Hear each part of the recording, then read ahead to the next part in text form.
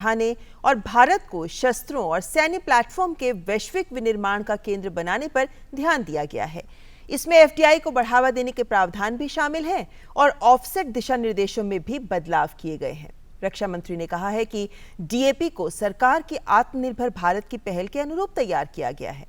इस बीच रक्षा मंत्रालय ने सोमवार को 2290 करोड़ रुपए के हथियार और सैन्य उपकरणों की खरीद को मंजूरी दी, जिसमें अमेरिका से करीब 72,000 सिक्स और असॉल्ट राइफल्स की खरीद शामिल है। सोमवार को रक्षा मंत्री राजनाथ सिंह की अध्यक्षता में रक्षा अधिग्रहण परिषद ने रक्षा अधिग्रहण प्रक्रिया 2020 को मंजूरी दी।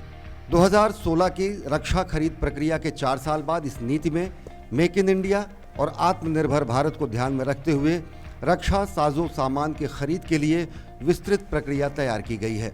इस नई नीति में सेनाओं के लिए देश में ही सैनिक साजो सामान के उत्पादन को बढ़ावा दिया गया है। इसके अलावा रक्षा खरीद की समयावधि भी कम करने का संकल्प जाहिर किया गया है।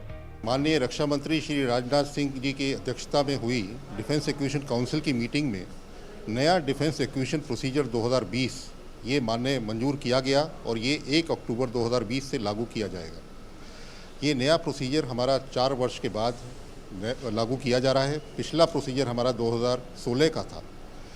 इस दरमियान जो है हमारी चेंजेस हुई हैं उसको इसमें लिया गया है। जैसे 74% एफडीआई, किस तरह से हम भारतीय उद्योग को कैसे हम बढ़ावा दे सकते हैं, आत्मनिर्भर भारत जो माननीय प्रधानमंत्री का जो नारा है उसको इसमें पूरी तरह से सम्मिलित किया गया है। रक्षा अधिग्रहण प्रक्रिया 2020 में हाल ही में रक्षा मंत्रालय की ओर से आयात के लिए प्रतिबंधित 101 सामानों को सूची में शामिल किया गया है।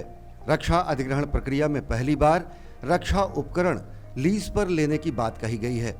इसके साथ ही इस रक्षा अधिग्रहण प्रक्रिया 2020 में विदेशों से आयात किए जाने वाले रक्षा कलपुर्जों के स्वदेश में निर्माण की बात की गई है।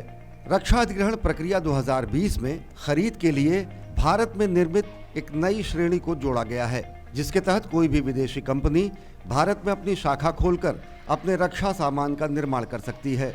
इसमें हमने एक पहली बार नए कुछ चैप्टर डाले हैं, जैसे कि लीजिंग का चैप्टर है, जो कि आज तक हम हर चीज़ केवल प्रोक्योरमेंट करते थे, उसकी बजाय इसमें एक लीजिंग का जिसमें बड़े प्लेटफॉर्म्स को हम हायर पे भी हम ले पाएंगे। साथ में ही आईसीटी मतलब कि जो हमारे सॉफ्टवेयर के जो प्रोजेक्ट्स हैं उसमें बहुत विलम्ब होता था, क्योंकि अगर सॉफ्टवेयर हमें कराना है किसी चीज़ में तो उसके लिए हम जैसे कोई टैंक खरीद रहे हैं वो वाला प्रोसीजर हम अडॉप्ट नहीं कर सकते, तो उसके लिए हमने उसके लिए भी नया प्रोसीजर इसमें डाला है। डीआरडीओ के जो प्रोसीजर्स हैं उसके लिए पूरा एक नया चैप्टर डाला है।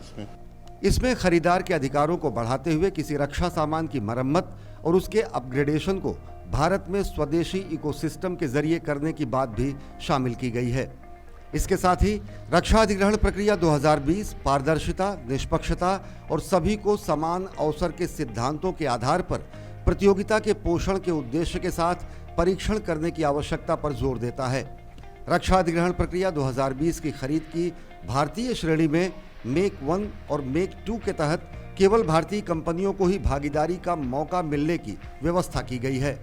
वास्तव में रक्षा अधिग्रहण प्रक्रिया 2020, जिसे 1 साल में विस्तृत विचार विमर्श के बाद तैयार किया गया है, ये भारत सरकार के आत्मनिर्भर भारत के विजन और मेक इन इंडिया के प्रति प्रोत्साहन के साथ ही इंडस्ट्री फ्रेंडली प्रक्रिया है।